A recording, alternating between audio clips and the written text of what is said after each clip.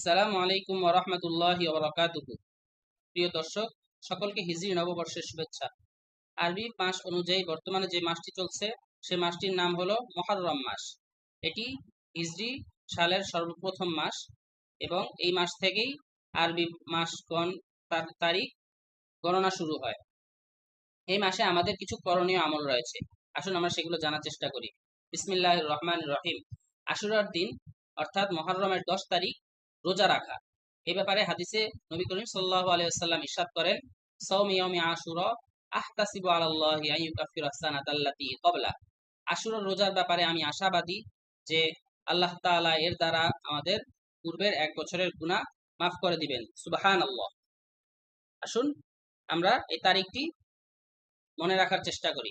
সেই তারিখটি হলো বাংলাদেশের ক্যালেন্ডার অনুযায়ী 26শে জুন, শুক্রবার। এখন আমরা আশুরার রোজা কয়টি রাখবো এ ব্যাপারেও হাদিসে নবী করিম সাল্লাল্লাহু আলাইহি ওয়াসাল্লাম বলেছেন, খলিফুল ইয়াহুদ, ইহুদিদের বিপরীত করো। অর্থাৎ তোমরা আশুরার রোজা একদিন পূর্বে কিংবা একদিন পরে আরো একটি রোজা রাখো। আমরা আগামী বৃহস্পতি শুক্র অথবা শুক্র শনি এই 2 দিন রোজা রাখবো ইনশাআল্লাহ। আবার কেউ যদি চাই তাহলে 3 দিনও, বৃহস্পতি শুক্র শনি 3 দিনও রোজা রাখতে পারি। এটি হলো সর্বপ্রথম আমাদের করণীয়। আশুরার রোজা কোথা থেকে আসলো? হযরত সাইয়েদুনা আব্দুল্লাহ ইবনে আব্বাস রাদিয়াল্লাহু আনহু থেকে বর্ণিত, রাসূলুল্লাহ সাল্লাল্লাহু আলাইহি সাল্লাম মদিনায় তাশরিফ আনলেন। তখন ইহুদিদেরকে আশুরার দিন রোজা রাখতে দেখতে পেলেন। তাদেরকে রাসূলুল্লাহ সাল্লাল্লাহু আলাইহি সাল্লাম বললেন, এটা কেমন দিন যাতে তোমরা রোজা রাখছো? তারা বলল, এটা ওই সম্মানিত দিন যাতে আল্লাহ তাআলা হযরত মুসা আলাইহিস সালামকে ফিরাউন সম্প্রদায় থেকে রক্ষা করেছেন। সুবহানাল্লাহ।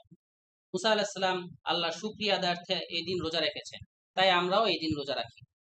তখন রাসূলুল্লাহ করিম সাল্লাল্লাহু আলাইহি সাল্লাম বললেন, নাহনু আহাক্কু বিমূসা, যে মুসা আলাইহিস সালামের রোজার ব্যাপারে তো আমি অধিক হকদার, আমরা অধিক হকদার, সুতরাং আমরাও এর রোজা রাখবো। এরপর তিনি তার উম্মতের মাঝে এই আশুরার রোজার রাখার ব্যাপারে উৎসাহ প্রদান করলেন। আশুরার দিন আমাদের আরো করণীয় হলো বেশি বেশি তওবা করা। আল্লাহ তাআলা এই দিনের তওবা কবুল করে থাকেন। মুসা আলাইহিস সালামের উপর ওহী নাজিল হয়েছিল, মুর কওমাকা আইয়া তুবু ইলাইয়া ফি আশরি মুহররম ফাইজা কানা ইয়াউমিল আশি ফালইয়াখরুজু ইলাইয়া আগফির লাহুম। তোমার সম্প্রদায়কে নির্দেশ দাও তারা যেন মুহররমের 10 তারিখ আশুরার দিন আমার দরবারে তওবা করে, এবং যখন 10ই মুহররমের দিন হয় তখন যেন তারা আমার প্রতি বের হয়, অর্থাৎ তওবা করে, তাহলে আমি তাদের তওবা কবুল করে নিব। সুবহানাল্লাহ। তাই আমরা বেশি বেশি ইস্তিগফার পাঠ করব এই দিন। আস্তাগফিরুল্লাহ রাব্বি মিন কুল্লি যামবি ওয়া আতুবু ইলাইহি লা হাওলা ওয়ালা